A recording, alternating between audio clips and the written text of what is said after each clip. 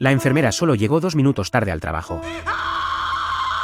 Y ya desde la sala de partos se escuchaban unos alaridos aterradores. No parecía un sonido que pudiera hacer un ser humano. Más bien, era como una bestia en su agonía. Ella subió corriendo al segundo piso, pero entonces vio a su compañero, cubierto de sangre, salir de la sala de partos. Tenía los ojos fijos en el interior, como si hubiera visto algo realmente aterrador. Acto seguido, un cirujano principal con mucha experiencia, con el rostro lleno de terror, les hizo señas a todos para que se fueran de inmediato. Pronto, todo el edificio de maternidad fue acordonado. Aún más extraño era que la línea de seguridad no era una cinta amarilla, sino una cuerda roja empapada en sangre de perro negro. Incluso las autoridades empezaron a creer en lo sobrenatural. Parece que lo que había en la sala de partos no era algo simple. Poco después, un grupo de hombres misteriosos vestidos con trajes negros llegó al hospital. Fueron directamente hacia la sala de partos envuelta en un olor a sangre. Sin embargo, después de solo unos segundos dentro, algunos de ellos salieron huyendo con el rostro pálido. Estaba claro que la gravedad de la situación había superado toda imaginación. La policía, al final, no tuvo más remedio que traer directamente un camión de gran tonelaje, usando una enorme jaula de hierro.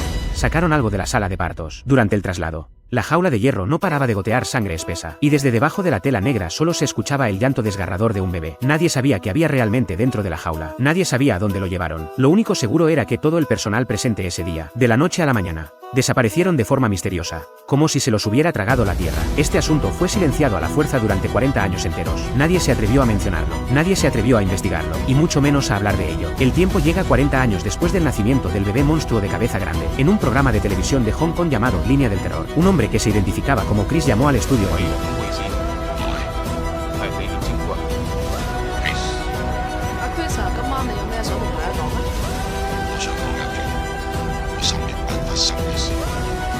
Las palabras de Chris eran escalofriantes. Una tarde de hace muchos años, él y otros 6 compañeros estaban jugando al fútbol en la colina detrás de la escuela. De una patada, mandó el balón al pie de la ladera.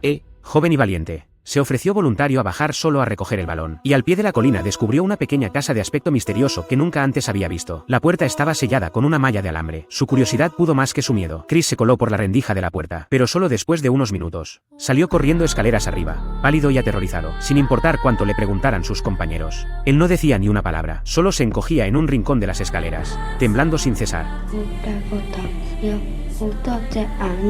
Sus compañeros, asustados, llamaron al director. El director llegó con un grupo de personas, y Chris los llevó hasta esa pequeña casa. En el momento en que abrieron la puerta, el director, que había visto mucho en su vida, se quedó paralizado en el acto. La escena que tenía ante sus ojos superaba todo lo que jamás había conocido. Desde ese día, el director cayó enfermo sin poder levantarse, y yació en el hospital como un vegetal sin conciencia alguna. Esta historia de terror, sin principio ni fin, hizo que el ambiente en el estudio se volviera extremadamente tenso, y el director del programa, Mike, olió el éxito de audiencia de inmediato. La leyenda enterrada del bebé monstruo de cabeza grande se convirtió en el código del éxito para él. Decidió llevarse a todo el equipo del programa a investigar a fondo esta historia. Tenía que encontrar la verdad para llevar la audiencia del programa a un nivel superior. A la mañana siguiente, Mike, junto con la reportera Mary y el camarógrafo Mike, fueron directos al hospital donde estaba el director. Querían obtener alguna pista de labios del director, pero el director estaba en un profundo coma. Sin la más mínima conciencia, no podía hablar ni siquiera reaccionar. Cuando todos estaban desconcertados, pensando que la pista se había perdido, la hija adoptiva del director dijo algo que hizo que todos se estremecieran. Les dijo que, poco antes de que ellos llegaran, 7 antiguos alumnos habían ido a visitar al director, y uno de ellos, un hombre con gafas, se llamaba Chris. Este descubrimiento sorprendió y alegró a Mark y a los demás. Resultaba que Chris no se había inventado la historia, sino que era una persona real. Esto también hizo que la leyenda del bebé monstruo de cabeza grande adquiriera un matiz de terror más realista. Todos se fueron del hospital llenos de dudas, pero nada más salir por la puerta, el director, que llevaba décadas en coma, abrió los ojos sin ninguna señal previa, con la mirada vacía, fija en la entrada. Esa misma noche, Línea del Terror se emitió puntualmente, el programa especial sobre el bebé monstruo de cabeza grande, como era de esperar.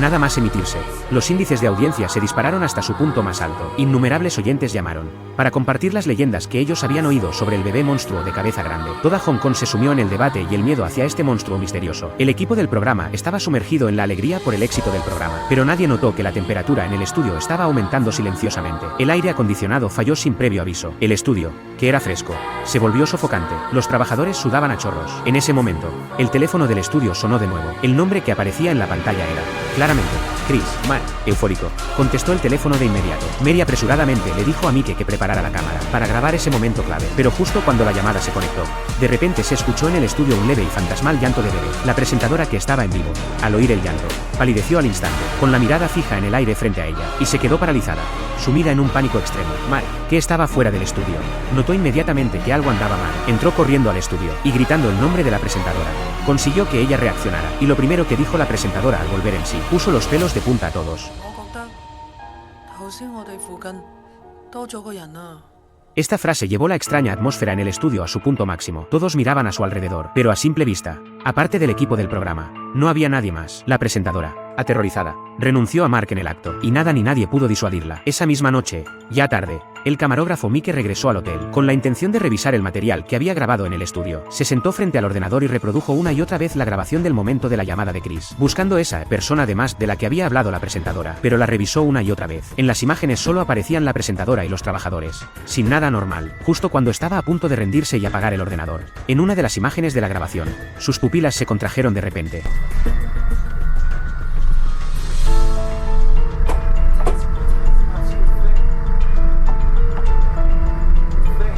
Acto seguido, se escuchó un alarido desgarrador proveniente de la habitación del hotel. Luego todo volvió a quedar en un silencio sepulcral. A la mañana siguiente, Mark y Mary no pudieron contactar con Mike, así que fueron a su habitación del hotel. En el momento en que abrieron la puerta, todos contuvieron el aliento. La habitación estaba vacía. Mike había desaparecido misteriosamente. Solo la computadora sobre la mesa seguía reproduciendo en bucle la grabación del estudio de la noche anterior. Mark y Mary miraban la pantalla de la computadora, reproduciendo la grabación una y otra vez. Cuando ya estaban a punto de rendirse, Mary señaló la pantalla y gritó. Las miradas de todos se dirigieron rápidamente hacia la pantalla, y allí, en la sombra detrás de la presentadora, aparecía claramente un rostro borroso, mirando fijamente a la cámara. Y ese rostro, según lo identificó la hija adoptiva del director, era el de Chris, el que había llamado por teléfono. Este descubrimiento hizo que todos sintieran un escalofrío. Chris solo había hecho una llamada telefónica, nunca estuvo en el estudio. ¿Por qué aparecía entonces en la grabación? ¿Era humano o era un fantasma? ¿Y qué relación tenía la desaparición de Mike con él? Cada una de estas preguntas pesaba como una roca sobre los corazones de todos. Para encontrar respuestas, Mark, Mary y los demás fueron a la escuela donde Chris había estudiado. Solicitaron los archivos de Chris y de sus 6 compañeros. Querían encontrar alguna pista en los registros del pasado, pero cuando vieron los archivos,